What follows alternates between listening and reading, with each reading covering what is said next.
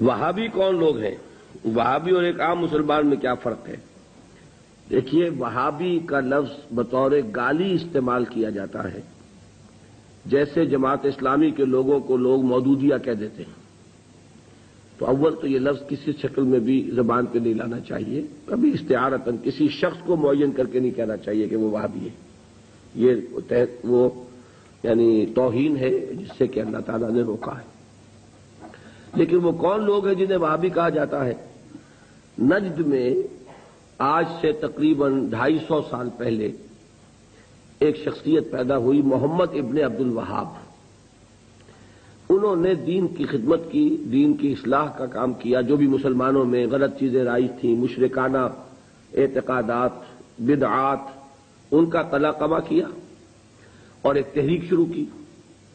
اس کا پھر معاہدہ ہو گیا آل سعود کے ساتھ کہ آل سعود ایک ابھرتا ہوا قبیلہ تھا یہ، تو ان دونوں کا معاہدہ یہ ہو گیا کہ ہم مل جل کر کام کرتے ہیں، اگر حکومت کو ہم قائم کر لیں تو اس کی حکومت، اس کا انتظام جو ہے دنیاوی وہ آل سعود کے پاس رہے گا، اور اس کے دینی معاملات جو ہیں وہ آل شیخ کہلاتے ہیں، وہ اب شیخ محمد بن عبد الوہاب کے خاندان کے پاس۔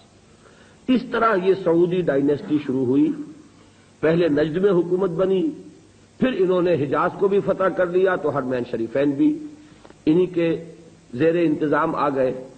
تو یہ جو ایک سلسلہ چلا ہے، تو اب ان میں محمد ابن عبد الوہاب رحمۃ اللہ علیہ نے جہاں بہت اچھے کام کیے، وہاں ایک پہلو ایسا بھی تھا جس پہ اختلاف پیدا ہوا۔ انہوں نے تصوف پر بڑی شدید تنقیدیں کی، اور اس میں کچھ میں سمجھتا ہوں کہ جیسا ہوتا ہے، کوئی جب بھی ریفارمر کھڑا ہوتا ہے، کوئی مصلح، تو جذبات میں آ کر بعض اوقات سخت باتیں بھی کہہ دیتا ہے، تو اس طرح کی کچھ باتیں بھی انہوں نے فرمائی ہیں۔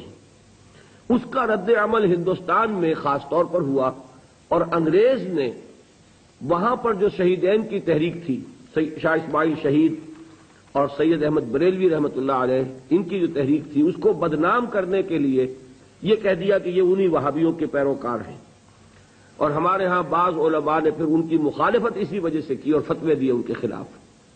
تو اب یہ لفظ جو ہمارے ہاں بریلوی مکتب فکر کہلاتا ہے، اس کی سب سے بڑے گالی ہے جو وہ دے دیتا ہے۔ وہ دیوبندیوں کو بھی وہابی کہہ دیں گے، وہ تو اب گالی دینے کی بات ہوئی نا، تو گالی دینی ہے تو دے دو جو چاہے۔ حالانکہ دیوبندی مکتب فکر کے علماء محمد ابن عبد الوہاب کی ہر بات کو نہیں مانتے، بلکہ وہ خود بھی تنقیدیں کرتے ہیں ان پر کہ ان معاملات میں انہوں نے حد اعتدال سے تجاوز کیا ہے۔ میں اس وقت فیصلہ نہیں کر رہا کون سی بات اور صحیح ہے یا نہیں ہے، میں صرف بات آپ کو بتا رہا ہوں کہ دیوبندی علماء کو بھی ان سے کچھ اختلافات ہیں۔ ہاں، ہمارے ہاں جو اہل حدیث حضرات ہیں وہ ان کے خیال سے کلیتاً جو ہیں وہ متفق ہیں۔ اب ہمارے ہاں کیا ہوتا ہے کہ جس کو بھی بدنام کرنا ہو عوام کی نگاہوں میں، اسے کہہ دو وہابی ہے۔